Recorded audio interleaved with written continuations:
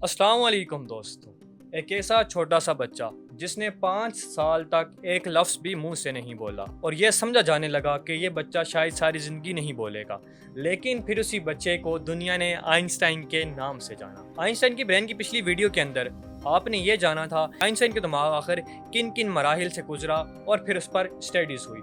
जब वो report publish हुई, उस रिपोर्ट के बारे में जानेंगे कि आइंस्टाइन के दिमाग में आखिर ऐसा क्या था कि वो इतना ज़्यादा ज़हीन था, और साथ ये भी जानेंगे कि क्या आइंस्टाइन का दिमाग बुनियादी तौर पर ही इतना तेज़ था या फिर वो वक्त के साथ डेवलप हुआ। स्टडी से ये बात पता चली कि आइंस्टाइन का दिमाग नॉर्मल इंसानों से काफ़ी ज़्यादा चेंज था। सबसे बड़ा फ़र्क तो कॉर्पस क्लोसम नामी हिस्से में पाया गया। कॉर्पस क्लोसम को समझने से पहले आप ये समझ लें कि इंसानी दिमाग दो हिस्सों के अंदर बटा होता है, लेफ्ट पार्ट और राइट पार्ट। और इस लेफ्ट पार्ट और राइट पार्ट का काम ये होता है कि लेफ्ट पार्ट आपकी राइट बॉडी को कंट्रोल करता है और राइट वाला आपकी left part of the body को कंट्रोल करता है।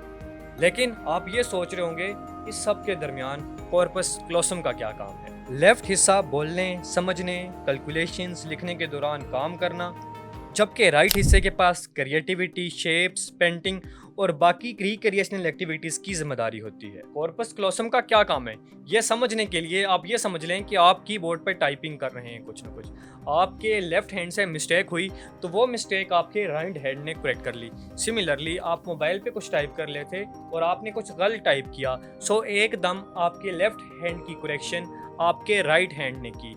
अब ये दो दिमागों के हिस्से में जो कनेक्शन बनता है, ये कनेक्शन बनाता है कॉर्पस क्लोसम। आइंस्टाइन के दिमाग के अंदर ये कॉर्पस क्लोसम नामी हिस्सा काफ़ी बड़ा था नॉर्मल इंसानों की बनिस्बत। इसी वजह से उनके लेफ्ट और राइट ब्रेन के दरमियान जो कनेक्शन था, जो कनेक्टिविटी थी, वो बहुत ही ज़्यादा स्ट्रॉन्ग थी, और इसी वजह से वो मैथ की कॉम्प्लेक्स से कॉम्प्लेक्स कैलकुलेशंस बिना नोटबुक और पेन के खुद ब खुद सॉल्व कर देते थे। इसके अलावा अगर बात की जाए तो आइंस्टाइन के दिमाग का पैटर्न भी इंसानों से काफ़ी चेंज था।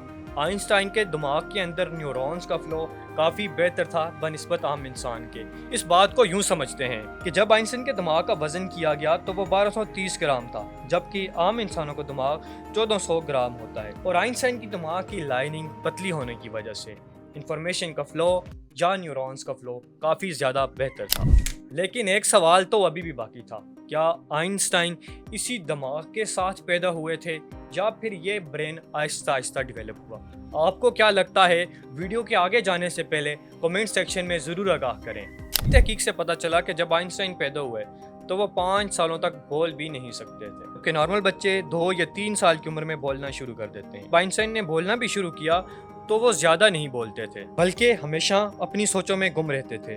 उनकी मेमोराइजेशन की कैपेसिटी, यानी कि चीज़ याद रखने की सलाहियत भी काफ़ी कम थी, और हत्ता कि उन्हें मैथ के बेसिक टेबल्स भी याद करने में मुश्किल पेश आती थी। और यही वो रीज़न था जहाँ से उनका ब्रेन डेवलप होना शुरू हुआ। जब वो चीज़ों को याद नहीं कर सकते थे तो वो उन्होंने चीज़ों को समझना शुरू कर दिया, और यहाँ से आगाज़ हुआ उनकी ब्रेन की डेवलपमेंट का। आइंस्टाइन की स्कूल लाइफ भी कुछ खास नहीं थी। वो साइंस और मैथ के अलावा हर सब्जेक्ट में फेल होते थे, सिर्फ साइंस और मैथ में ही सबसे अच्छे नंबर लाते थे। वाकया है कि एल्बर्ट आइंस्टाइन जब 12 साल के थे तो उनके एक रिश्तेदार की बुक ज्योमेट्री के घर पे रह गई। उन्होंने हैरत अंगेज तौर पर वो बुक पूरे दिन में पढ़ ली और ज्योमेट्री के जितने भी बेसिक कॉन्सेप्ट्स थे उनको क्लियर कर लिया। 15 साल की उम्र में इंटीग्रल और डिफरेंशियल कैलकुलस के मास्टर बन चुके थे, और जब वो क्लास में सवाल पूछते तो अक्सर उस्ताज़ा घबराने लग जाते थे, क्योंकि टीचर्स को भी पता था कि आइंस्टाइन के सवालों का जवाब उनके पास नहीं है। इसी तरह आइंस्टाइन ने अपनी ज़िंदगी का मकसद बना लिया। वो यूनिवर्स को एक छोटे से लॉ के अंदर बंद करना चाहते थे,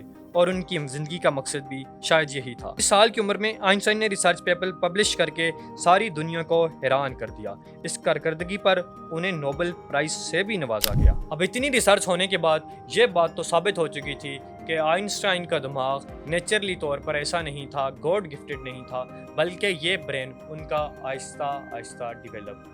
और इसकी सबसे बड़ी वजह यह थी कि जब उन्हें अपने सवालों के जवाब न मिलते, खुद अपनी मदद आपके तहत दिमाग की मदद से इन सवालों के जवाब ढूंढते, और छोटी सी उम्र में उन्होंने अपने ब्रेन का पैटर्न तब्दील कर दिया, और इस छोटी सी उम्र में उनका दिमाग इसी पैटर्न पर डेवलप होता गया। अगर आज के दिन बात की जाए तो आज के दिन के अंदर भी आइंस्टाइन का दिमाग अमेरिका के एक म्यूजियम, द मटर म्यूजियम के अंदर मौजूद है। इसको बड़ी ही एहतियात के साथ माइक्रो फिल्म्स के अंदर प्रिजर्व करके रखा गया है। अगर आइंस्टाइन की तरह आप भी अपने ब्रेन को डेवलप करना चाहते हैं तो ये चैनल آپ کے لیے ہے۔ سبسکرائب کا بٹن دبا دیں، ساتھ اس ویڈیو کو لائک اور شیئر بھی کر دیں۔